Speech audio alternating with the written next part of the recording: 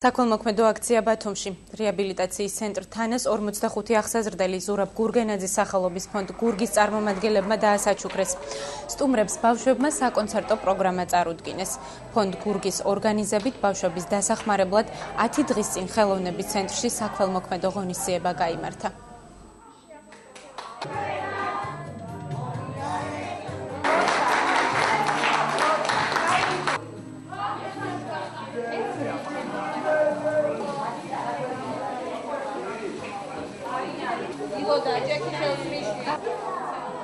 ჩვენი მიზანი იყო, რომ სამედიცინო ცენტრ, რეაბილიტაციის ცენტრ თანას ბავშვებს რაღაც მცირედი საჩუქარი გაგვეკეთებინა. ისეთი ამაღლებული ემოციური შეხვედრა მოგვიწყვეს, რომ ცოტა მიჭირს საუბარი.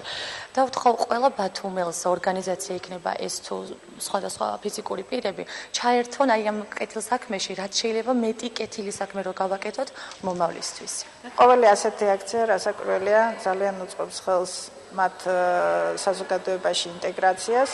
ისინი არიან ძალიან გახარებულები და ყოველი ასეთი აქცია კიდევ ერთი წინწარმული ნაბიჯია მათი სრულფასოვანი საზოგადოების წევრებად ჩამოყალიბების.